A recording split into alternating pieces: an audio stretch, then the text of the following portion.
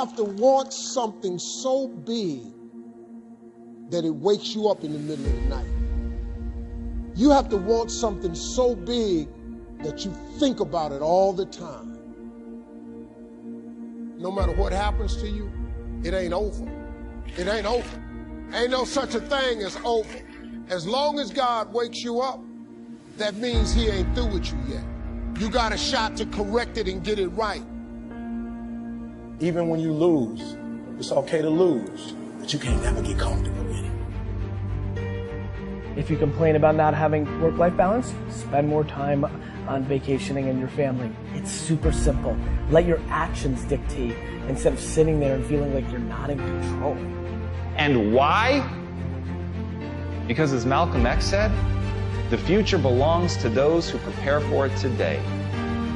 So if you don't put the work in today, if you don't do the unending, back-breaking work of developing yourself into something greater, the world is going to pass you by. The truth is that you are going to suffer.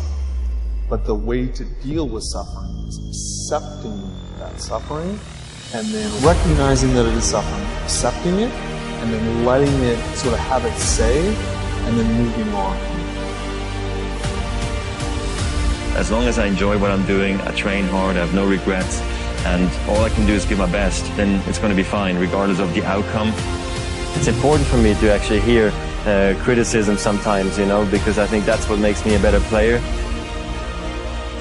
And if you're getting up going to work on a job every day that you hate going to, that ain't living, man. You just existed.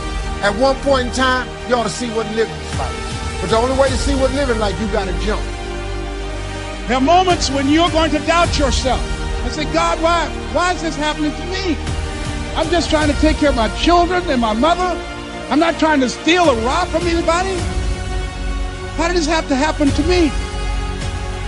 For those of you that have experienced some hardships, don't give up on your dream. This walk is hard, but the hardest walks lead to the greatest destinations. The toughest climbs always lead to the best views. It will be worth it in the end.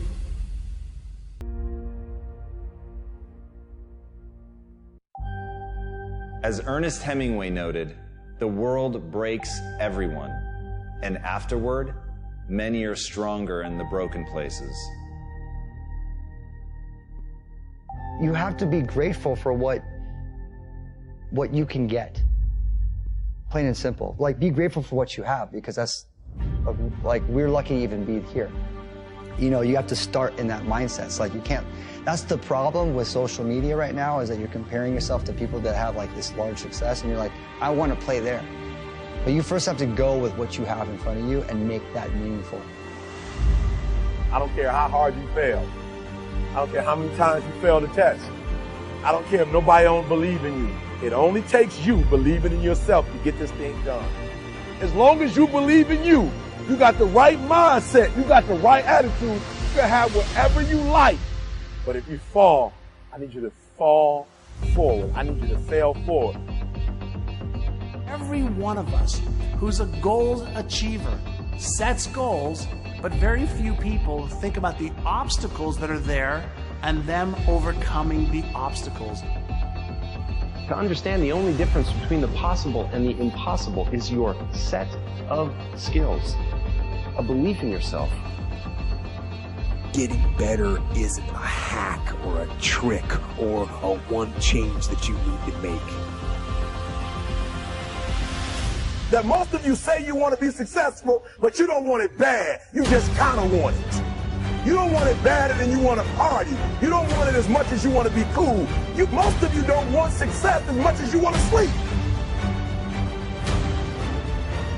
We all have things that we're believing for, dreams that we want to accomplish, problems we're hoping will turn around.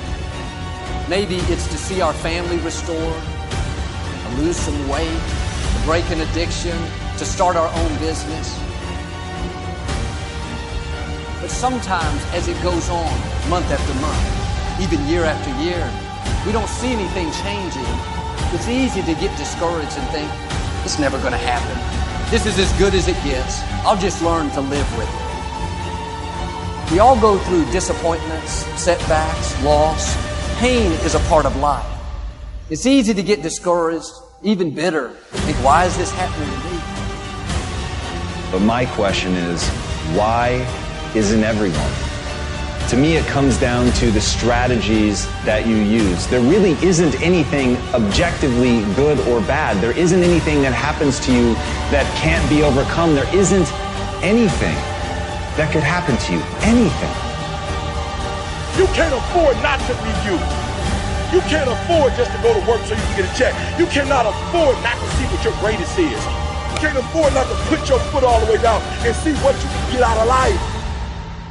You can't afford not to be you. You still in the game, which means if you're in the game and there's still time in the game, still time left in the game, you can still win the game.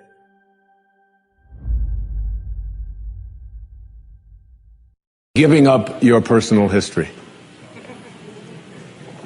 And I learned it from a man named Carlos Castaneda, who once said that one day, he said, I finally realized that I no longer needed a personal history.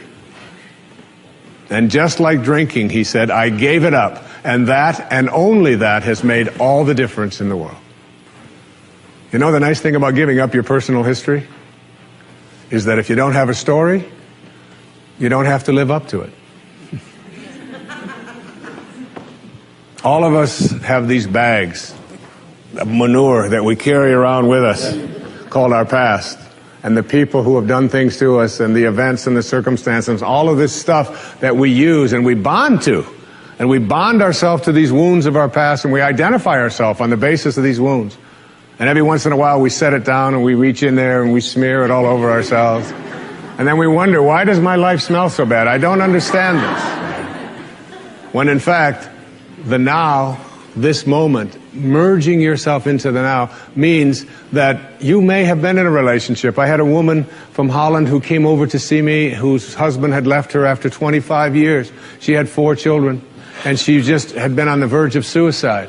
And she was losing weight, and she was depressed, and she was taking all kinds of drugs for it, and she was getting sicker and sicker because she just couldn't get over it. And she came to a book signing that I was doing at a bookstore down in Florida.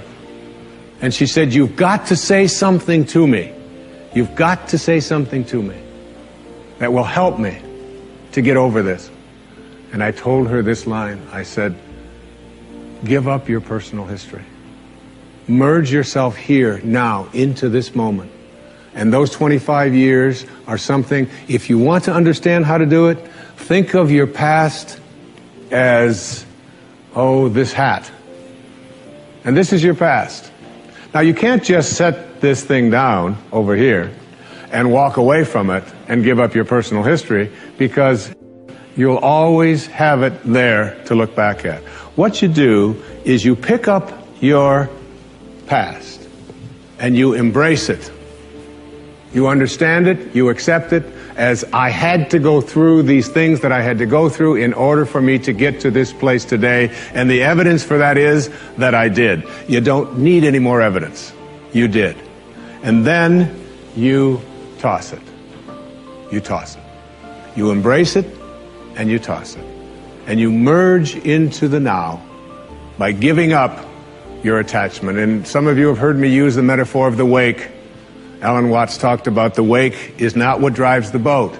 The wake is just a trail that is left behind. That's all it is. And so is the wake of your life. And the wake doesn't make the boat go, and neither does the wake of your life, the reason why your life is going in the direction that it is. The wake is a trail that is left behind, and it's an illusion to believe that it is the cause of your suffering or your struggles or your difficulty. Give it up. Let it go. Embrace it, understand it, get help doing that if you must, and then move into the now.